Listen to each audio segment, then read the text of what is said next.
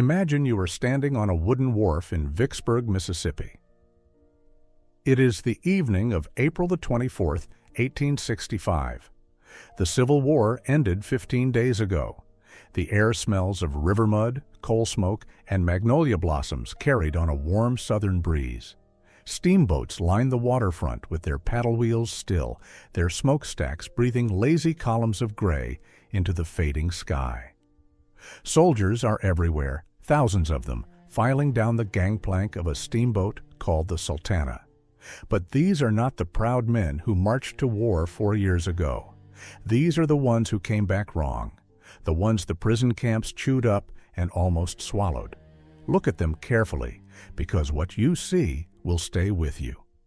Their uniforms hang from their shoulders like wet cloth draped over fence posts.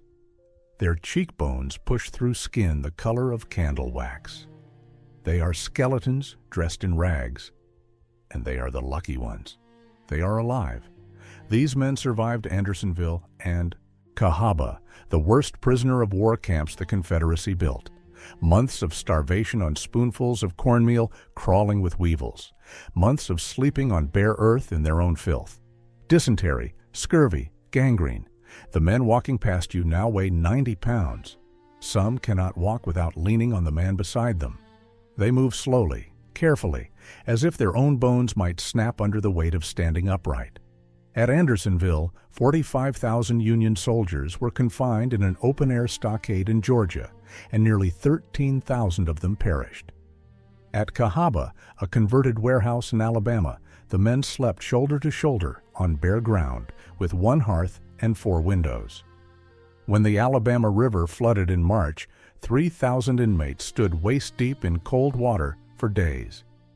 These survivors carry all of that in their hollow eyes and their trembling hands as they shuffle up the gangplank tonight. The Sultana is a sidewheel steamboat, 260 feet long, built in Cincinnati 2 years ago for the cotton trade between St. Louis and New Orleans. She has 3 decks stacked above the waterline, twin paddle wheels each 34 feet in diameter, and 4 high-pressure tubular boilers sitting on the lowest deck like cast-iron coffins. Each boiler is 18 feet long, 46 inches in diameter, packed with 24 horizontal flues that carry superheated water through the system. The muddy Mississippi sediment collects between those flues, creating hot pockets that are nearly impossible to clean. Her legal capacity is 376 passengers, plus a crew of 85. Tonight, the United States Army is loading more than 2,300 men aboard her. That is more than 6 times her rated capacity. The main deck, the boiler deck, the hurricane deck, the staircases, the hallways, the cabins, even the cargo hold are packed with soldiers until there is no space left to stand. And the man giving the orders knows exactly what he is doing. His name is Colonel Reuben Hatch, Chief Quartermaster of the Department of Mississippi. The federal government pays steamboat captains $5 per enlisted man and $10 per officer for transport north. Hatch has arranged a private deal with the Sultana's captain, a Virginian named J. Cass Mason. Mason carries the men for $3 a head, and Hatch pockets the difference.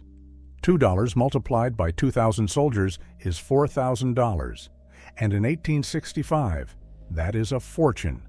Hatch already has a documented history of corruption. While stationed at Cairo, Illinois, early in the war, he was caught stealing from the government and keeping 2 sets of books. General Grant ordered him court-martialed, but a letter from Abraham Lincoln himself spared him. Mason agrees to the deal because he is desperate.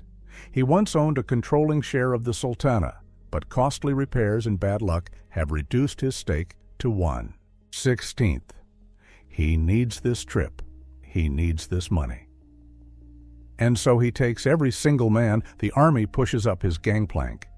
There is something else that Captain Mason is hiding tonight. 10 hours south of Vicksburg, one of the Sultana's 4 boilers sprang a leak. A boilermaker named R.G. Taylor examined the damage and told Mason the truth. 2 full boiler sheets need to be replaced, a job that would take several days. days that Mason cannot afford because another steamboat will steal his load of soldiers and his payment. So Mason orders Taylor to patch it, hammer the bulge back into shape, rivet a thin plate over the seam. The patch is 5/16 of an inch thick, thinner than the boiler wall it covers. Taylor notes in his report that the metal looks burned from being worked on with too little water, a sign of dangerous metal fatigue. But he does as he is told. The repair takes hours. While he works, soldiers keep boarding. By 9 o'clock that evening, the Sultana backs away from the Vicksburg dock and turns her bow north into the current of a Mississippi River swollen with spring flood. She is carrying 6 times her capacity on a patched boiler, heading into the strongest current of the year. And not a single newspaper in the country is paying attention because 5 days ago, John Wilkes Booth put a bullet in Abraham Lincoln. The Sultana pushes north through the night and into the next day. The Mississippi is at flood stage, turned by spring snowmelt and weeks of rain into something barely recognizable. In places, the water stretches 3 miles wide, swallowing fields and forests and fence lines whole. Only the tops of trees break the surface along the banks, their canopies poking up like the fingers of drowning men. The current is fast and violent, carrying entire uprooted trees downstream like matchsticks. The water is cold, ice melt cold, cold enough to claim a healthy man in under an hour. And the men aboard the Sultana are anything but healthy. Watch the decks. Every square foot is covered. Soldiers sit shoulder to shoulder on every level. They lean against railings, crowd the staircases, fill every cabin and corridor. The upper decks sag visibly under the weight, and the crew has jammed wooden stanchions beneath them to keep them from collapsing. When the boat rounds a bend, the top-heavy vessel tilts hard, and hundreds of men slide across the deck like loose cargo. But nobody complains, because these men are going home. Think about that for a moment. These soldiers have not seen their families in years. Some were captured at Cold Harbor, some at the Battle of the Wilderness, some in skirmishes so small they do not even have names. They spent months in open-air stockades where thousands perished of starvation and disease. They watched friends collapse on the ground beside them and could do nothing but wait for their own turn. And now, impossibly, the war is over and they are on a boat heading north, heading to Cairo, Illinois, where they will board trains to Camp Chase near Columbus, Ohio, and be mustered out. Heading to wives and children and mothers who have spent 4 years not knowing if they would ever see them again. Some of these men are laughing for the first time in years. Some are weeping. Some are doing both at once. They have survived everything the war could throw at them, and they are less than 48 hours from home. On the morning of April 26th, the Sultana stops at Helena, Arkansas, and a photographer named Thomas Banks sets up his camera on the riverbank. He takes a picture that will become one of only 2 photographs of the Sultana that will ever exist. Look at it carefully. The 3 decks are so packed with men that the boat looks like it is growing human barnacles. Soldiers hang from every railing, sit on the roof of the pilot house, perch on top of the paddle wheel housing. The vessel rides so low in the water that the main deck barely clears the surface. It is an image of impossible overcrowding, and somehow it is also an image of joy, because these men are waving at the camera and smiling. That evening, around 6:30, the Sultana reaches Memphis, Tennessee. 300,000 pounds of sugar are unloaded from the hold, and this matters because that sugar was ballast, helping to stabilize the dangerously top-heavy vessel. Without it, the boat rides even higher, even more unsteady. Nobody in Memphis looks twice at another overloaded troop transport. By 11 that night, Chief Engineer Nathan Wintringer finishes his shift and goes to sleep. A man named Samuel Clemens takes over the engine watch. Not the famous Samuel Clemens, a different one, a quiet, competent engineer described as perfectly temperate and always attentive to his duties. He will not survive the night. Near 1 o'clock in the morning on April 27th, the Sultana casts off from Memphis and steams north on the final leg toward Cairo. The night is dark, rainy, chilly. Most of the 2,300 men aboard are asleep, sprawled across every flat surface of the vessel. The Mississippi is pitch black around them, 4 miles wide in places, the current pulling hard against the hull. 7 miles north of Memphis, at a river crossing called Paddy's Hen and Chickens, near a cluster of low islands, the Sultana is in the middle of the channel. The nearest bank is more than 2 miles away in every direction. It is 2 o'clock in the morning. And then the world comes apart. 3 of the 4 boilers detonate in rapid succession. First one, then a heartbeat later, 2 more. The explosion is not a sound, it is a physical force, a wall of superheated steam and shrapnel that erupts upward through the center of the vessel like a volcano punching through the earth. The blast tears the Sultana nearly in half. The entire midsection of the boat disintegrates. Wooden planks, iron fragments, and men are hurled 100 feet into the dark sky. The starboard smokestack topples backward into the gaping wound in the deck. The port smokestack crashes forward onto the packed forward section, crushing dozens of sleeping soldiers beneath its weight. One of the massive paddle wheel housings breaks free and crashes into the river. In the first seconds, an estimated 300 to 400 men are gone, scalded beyond recognition by superheated steam or torn apart by shrapnel before they could open their eyes.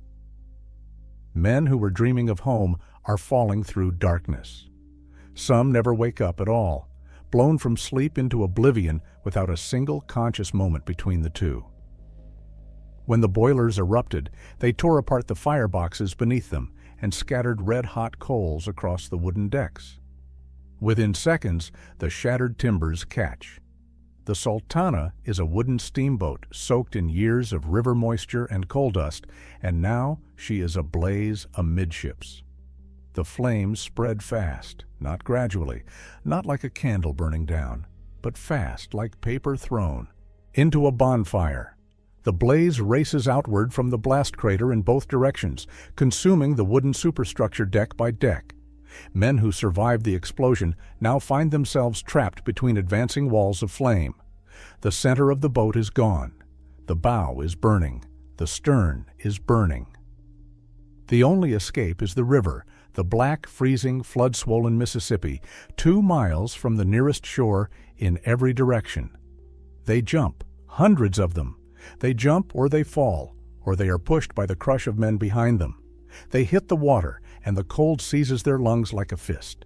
These are men who weigh 90 pounds, men whose muscles have wasted to nothing after months of starvation, men who have never swum in water deeper than a creek back home in Ohio or Michigan or Indiana. The Mississippi does not care about any of that. The current grabs them and pulls them south. The water is thick with debris, with burning wreckage, with the flailing arms of drowning men who claw at anything and anyone within reach. Groups of soldiers cling to the same piece of wood, and the wood is not enough, and one by one they slip under. The river is perfectly alive with human beings struggling in the water, Chief Engineer Wintringer will later say. Perfectly alive with human beings. Some never leave the boat at all. They cannot swim, and they know the water will claim them. So they cling to the railings and the deck edges and watch the flames come closer. The ones on the bow crowd forward until there is no more forward to go. The ones on the stern crowd backward until the railing stops them. The blaze works its way toward both ends with patient mechanical cruelty, eating the vessel section by section. 20 minutes. That is how long it takes the Sultana to burn to the waterline. 20 minutes from explosion to a gutted, glowing hull drifting in the current. But the perishing does not stop when the burning stops. Hundreds of men are now in the river, scattered across. Miles of black water being pulled south by the flood current. It is dark, it is cold, and help is not coming, not for a long time. The nearest large vessel is the steamer Bostona, heading south on the opposite side of the river. Her crew sees the orange glow on the horizon and turns toward it. When she reaches the scene, the crew begins pulling survivors from the water and throwing bales of hay overboard for men to grab onto. Other boats follow: the Silver Spray, the Jenny Lind, the Navy ironclad Essex, the gunboat Tyler. But the river is 4 miles wide, and the survivors are scattered across every square foot of it. In the darkness, finding them is like searching for needles in a flooded field. Some survivors wash south toward Memphis, 7 miles downstream, floating past the waterfront in the darkness, calling out from the black water until crewmen on docked vessels hear them and row out to help. Memphis citizens wake at dawn to find the river carrying its grim evidence past the city wharves. They organize rescue boats. They search the riverbanks. They pull men from the water who are blue with cold and barely breathing. Others drift toward the Arkansas shore, where the flooded river has turned miles of farmland into swamp. They grab onto the tops of submerged trees and cling there, half submerged, shivering, waiting for daylight. When morning comes, every visible treetop along the west bank has at least one person clinging to it. Some trees hold 5 or 6 men, draped over branches like wet laundry, too exhausted to call for help. And then something remarkable happens. The people who come to rescue them are former Confederates. Franklin Hardin Barton served in the 23rd Arkansas Cavalry and spent the war raiding Union shipping on this same stretch of river. Now, less than 3 weeks after the surrender, he is rowing a skiff through the flooded bottomlands, pulling Union soldiers from the water and carrying them to safety. The Fogelman family builds a log raft and rescues 25 men. Their method is efficient and desperate. Float out to the wreckage, collect survivors, deposit them in treetops to keep them above water, then go back for more. When they have gathered everyone they can find, they return to the treetops and ferry them all to dry ground. A woman named Ann Annis, a civilian passenger from Wisconsin, grabs onto the rudder as the boat breaks apart. She holds on for 9 hours in the dark while flames consume the deck above her. She is burned from her hands to her shoulders. She watches her husband and 7-year-old daughter slip into the water and disappear. When they finally pull her out, her skin has turned purple from the cold. Her husband and daughter survive by miracle. Annis will wear long sleeves with lace cuffs for the rest of her life to cover the scars. By morning, the scale of the disaster is becoming clear, and it is staggering. The best estimates say between 1,500 and 1,800 men have perished. Some counts go higher. The exact number will never be known because no accurate manifest existed. The Army loaded men in groups from Camp Fisk, not by name but by the hundreds.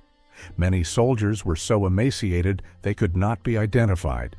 Many were never recovered from the river at all, pulled south by the flood current into the Mississippi Delta, and lost forever. What is known is this: in a single night, on a single boat, more Americans may have perished than in the sinking of the Titanic 47 years later. The Sultana carried 6 times her legal capacity. She sailed on a patched boiler. She was loaded by a corrupt quartermaster who pocketed $2 for every man he put aboard, and she is the largest maritime disaster in American history. A disaster that America forgot ever happened. The investigation that follows captures everything wrong with this story. Captain Frederick Speed, the officer responsible for troop transport, is court-martialed in Vicksburg and found guilty on all charges. Then Judge Advocate General Joseph Holt reverses the conviction, declaring there is no evidence the overcrowding caused the disaster. Speed receives an honorable discharge and becomes a respected judge. Captain George Williams, the officer who physically loaded the men and refused to divide them across multiple boats, is never tried at all. He is a West Point graduate and a regular Army officer, and that appears to be protection enough. Colonel Reuben Hatch, the corrupt quartermaster who arranged the kickback scheme, resigns from the Army immediately to avoid court-martial and disappears. He is never held accountable. Captain Mason, the man who accepted the overload and ordered the boiler patched instead of repaired, went down with his ship. Every man who could have prevented this disaster either perished or walked away without consequence. Nobody paid for 1,800 lives. The Sultana disaster vanishes from the national conversation almost as soon as it happens. Lincoln was assassinated on April 14th, and the nation is consumed with grief. Booth was tracked and cornered on April 26th, the day before the explosion. The war is ending, armies are disbanding, and the country is exhausted by 4 years of mass casualties. The loss of 1,800 anonymous soldiers on a river in Tennessee simply does not register. The victims are not wealthy. They are not prominent. They are farm boys from Ohio and Michigan and Indiana who survived the worst the Confederacy could do to them, only to perish through the greed and negligence of their own government on the way home. Within a year, most Americans have never heard of the Sultana. Within a decade, it is a footnote. Within a century, it is completely erased. The Titanic becomes the definitive American maritime tragedy, and nobody thinks to mention that a wooden steamboat on the Mississippi claimed just as many souls 50 years earlier. The river forgot too. The Mississippi changed course multiple times after 1865, and the main channel shifted 2 miles east. The spot where the Sultana burned and sank is no longer water, it is dry land. The wreck lies buried 20 to 32 feet beneath a soybean field in northeastern Arkansas, about 4 miles from Memphis. In 1982, an attorney named Jerry Potter led an excavation that uncovered blackened wooden deck planks and timbers, but the evidence was compelling without being definitive. In 2015, a small museum opened in Marion, Arkansas, the nearest town to the buried wreck. A monument stands in Mount Olive Cemetery in Knoxville, Tennessee, dedicated to the East Tennessee soldiers who suffered the toils of war and almost made it home. Almost. That word carries everything. These men endured Andersonville and Cahaba. They survived starvation, disease, and despair. They watched the war end and felt the sun on their faces for the first time in months. They stepped onto a steamboat and believed that the worst was behind them. They were less than 2 days from home. 260 feet of wood and iron and 4 patched boilers stood between them and the rest of their lives. Between husbands and wives. Between fathers and children. Between young men and every year they would never have. The Sultana was not sunk by an iceberg or a torpedo or a storm. She was sunk by arithmetic, by a quartermaster who saw soldiers as line items, by a captain who saw a leaking boiler as an inconvenience, by a system that valued speed over safety and profit over people. The Mississippi still flows past the place where 2,000 men went into the water on an April night in 1865. The current still pulls south the way it pulled them south. The soybean field is quiet now, and the farmer works the land above the wreck without thinking about what lies beneath his tractor. But the bones are there. The iron is there. The last physical. Evidence of the worst maritime disaster in American history is buried in Arkansas farmland, silent, waiting for someone to remember. So remember them, not as statistics, not as a footnote. Remember them as men who fell asleep dreaming of home 2 hours before 3 boilers turned their deliverance into their grave. This is their story, and it deserves to be told.